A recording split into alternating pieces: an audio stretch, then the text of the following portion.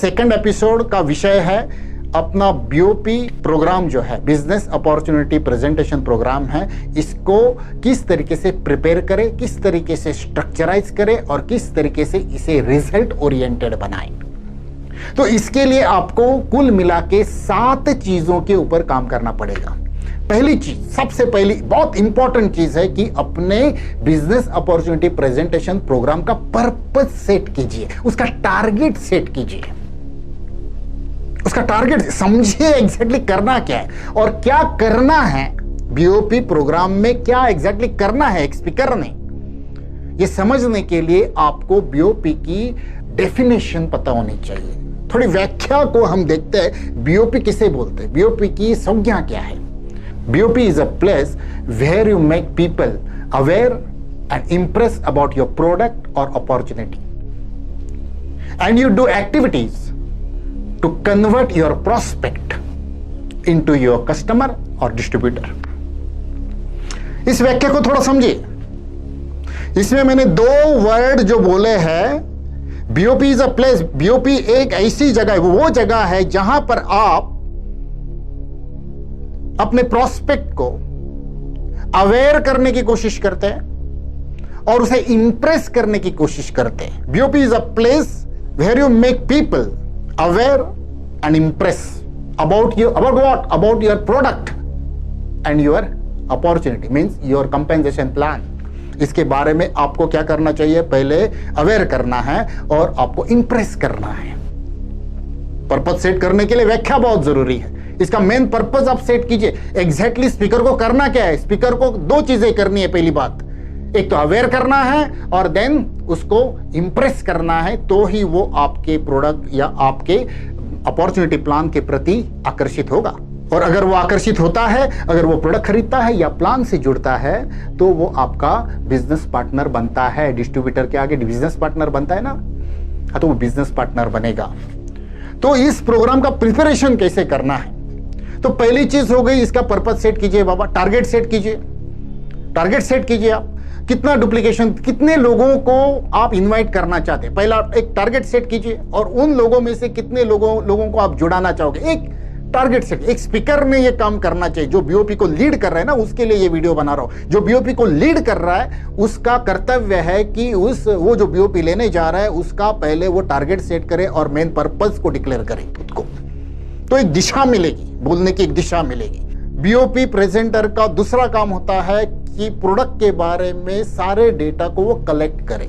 कौन सा डेटा, उस प्रोडक्ट के बारे में मैं डिटेल्स की बात नहीं कर रहा हूं, उस प्रोडक्ट के बारे में जितने भी टेस्टिमोनियल्स है, जितने लोगों को अच्छे अच्छे रिजल्ट्स आए, उसका पूरा डेटा उसको कलेक्ट करना पड़ेगा, वेल प्रिपेयर करना पड़ेगा। देन थर्ड चीज है पूरे अपने अपॉर्चुनिटी प्लान का डेटा कलेक्ट करना। अब इस डेटा कलेक्शन में क्या क्या करना चाहिए, वो अचीवमेंट्स के नाम, अचीवमेंट्स का पूरा डेटा, अचीवमेंट किस किसने किया, किसने किसने बड़ी बड़ी अचीवमेंट की है ना, हाँ कौन कौन सक्सेसफुल हो गए, उसका पूरा डेटा उसको कलेक्ट करना पड़ेगा। देन 4th चीज है उसका PPT, power point presentation. Power point presentation ये गेम चेंजर साबित होता है बीओपी में। कई लीडर्स को पावर पॉइंट बना, मतलब डिजाइन तो करना आता है, मगर उसका सीक्वेंस बहुत परिणामकारक होना चाहिए।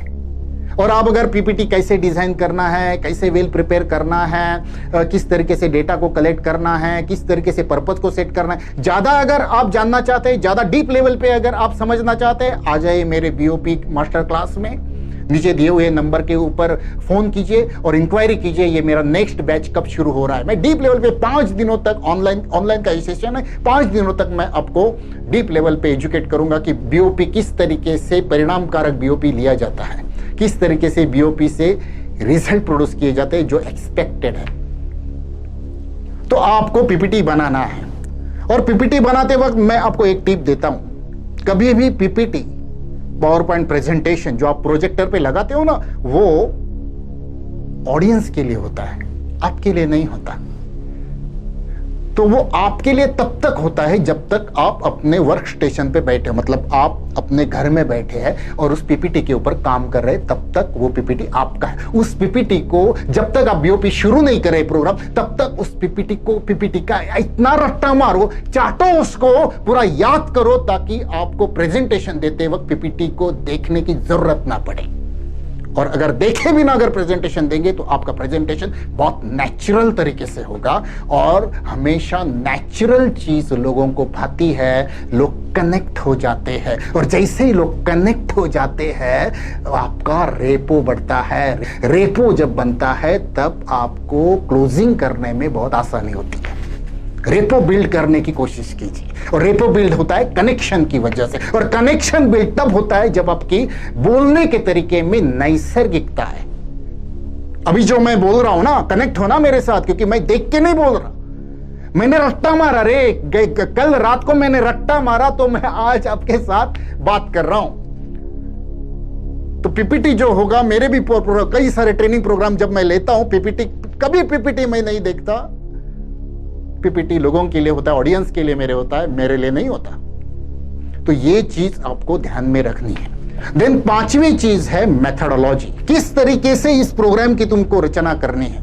पहले क्या होगा, पहले आप प्रोडक्ट बताओगे, देन दूसरा इंसान आएगा, उसको आप प्लान बताने के मतलब अपॉर्चुनिटी प्लान बताने को बोलेंगे, देन तीसरा कार्यक्रम क्या होगा, चौथा क्या होगा, पांचवा क्या होगा, देन क्लोजिंग कैसे होगा। पूरा मेथोडोलॉजी आपको पहले डिक्लेयर करनी होगी। कैसे करनी है जानना चाहते हो, आ जाओ मेरे बीओपी मास्टर क्लास में, नीचे दिए हुए नंबर पे कॉल करो। ये मेथोडोलॉजी जितनी अच्छी तरीके से तुम बिल्ड करोगे, उतनी परिणामकारकता पैदा करोगे, जिसकी वजह से डुप्लीकेशन रेशियो बढ़ेगा। लोग प्रोडक्ट खरीदेंगे रे, लोग आपके अपॉर्चुनिटी प्लान से जुड़ेंगे, जो आपका मेन पर्पस है। बीओपी का मेन पर्पस क्या है? कई लीडर को मैंने देखा है, बोलते जाते मेन पर्पस ही भूल गए। ये मेन पर्पस भूल गया कि उनको जुड़ाना भी था, उनको प्रोडक्ट भी बेचने थे।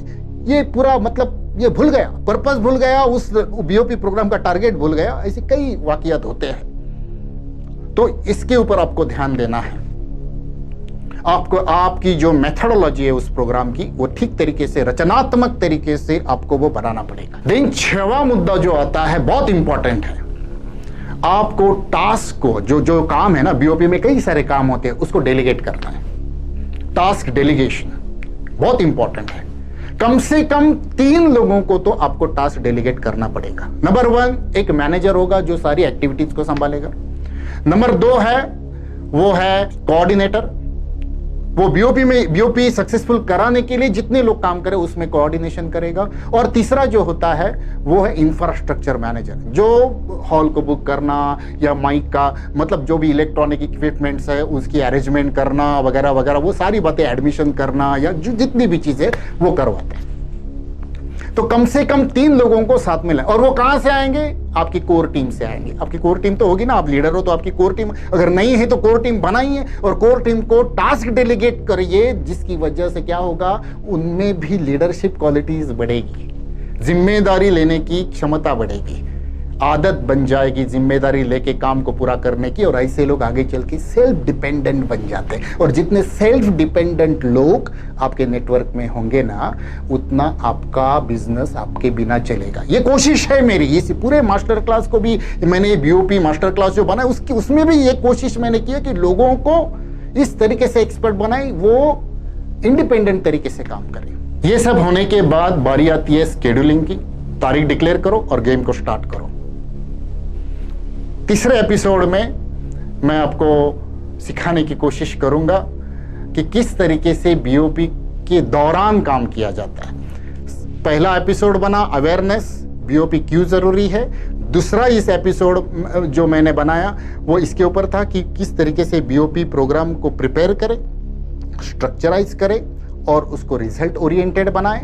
अभी जो नेक्स्ट जो वीडियो है वो वीडियो है ड्यूरिंग द प्रोग्राम, जब आप बीओपी दे रहे हो तब क्या करना होगा। तो नेक्स्ट बटन प्रेस कीजिए और जाइए 3rd एपिसोड पे, वहां मैं फिर से आपको मिलूंगा। और अगर आप इस बीओपी के बारे में मास्टर होना चाहते हैं तो जरूर मेरे मास्टर क्लास में एडमिशन कीजिए।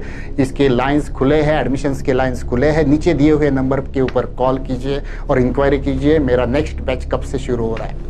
तो थैंक यू वेरी मच। नमस्कार, जय हिंद।